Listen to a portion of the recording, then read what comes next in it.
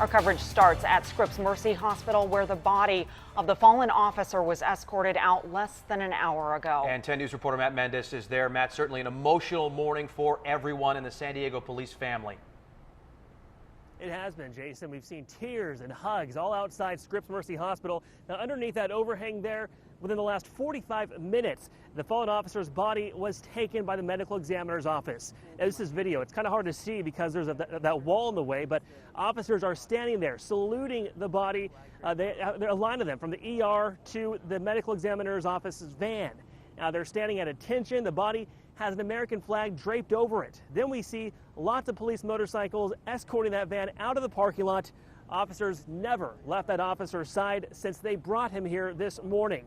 One of his coworkers put him in the cruiser, rushed him to the hospital, and then actually carried him inside.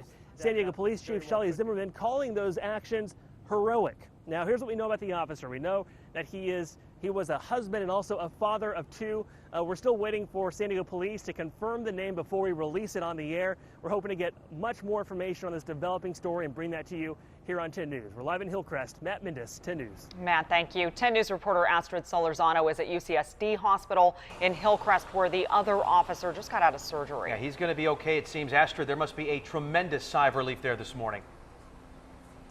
Jason, you absolutely can imagine. And throughout the morning, there has been a lot of police officers and several law enforcement agencies coming in and out of here. Now, Chief Zimmerman, she was here twice. She's been checking up on the officer and his family. We know the officer suffered a gunshot wound to his upper body. He was in surgery, but is thankfully out now and is with his wife. We also know that the suspect was brought to the same hospital. He too suffered from gunshot wounds to his upper body, and we don't know his condition. Also, all morning, police have been sorting out evidence.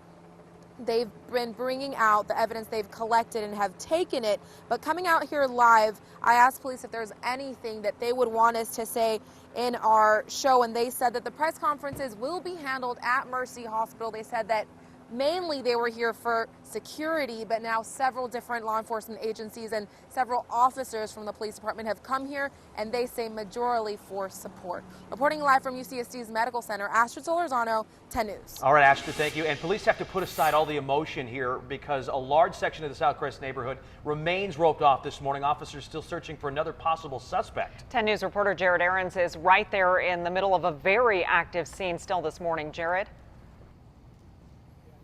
Good morning, Renee, Jason. Yeah, it must be pretty tough for the officers to put all that aside and focus on the job, but a big area of this neighborhood is under lockdown still. You can see police tape roping off several streets. They told the people who live here to stay inside their homes. That order has been lifted. They're allowing people to go outside and leave for work, or other people to come home. We're coming home from work last night, but the search is intensifying this morning. Early this morning, we saw police dogs out searching through the yard of a home. We also saw officers with ATF logos on, leading us to believe that maybe they're searching for the weapon used in the shooting. A similar search is what helped them find the suspect last night. They followed his blood trail to where he was hiding in a ravine, and they were able to take him into custody.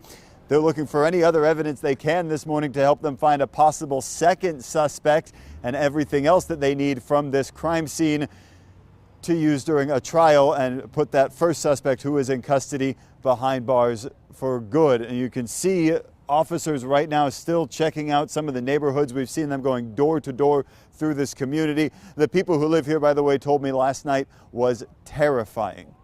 Live in Southcrest, Jared Aarons, 10 News.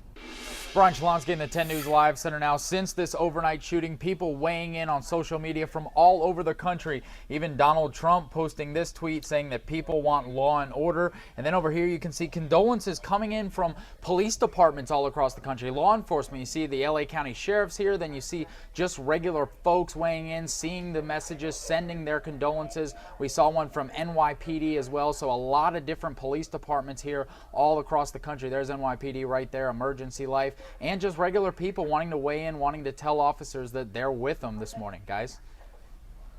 Brian, thank you. Mayor Faulkner just tweeting out his condolences to the San Diego Police Department as well. And just this week, we learned new information about police killings. New data from the National Law Enforcement Officers Memorial Fund says more officers are being killed in the line of duty. The shooting deaths of officers have spiked 78% in this first half of the year compared to last year. 32 officers have died in shootings so far this year, and that's compared to just 18 at this time last year.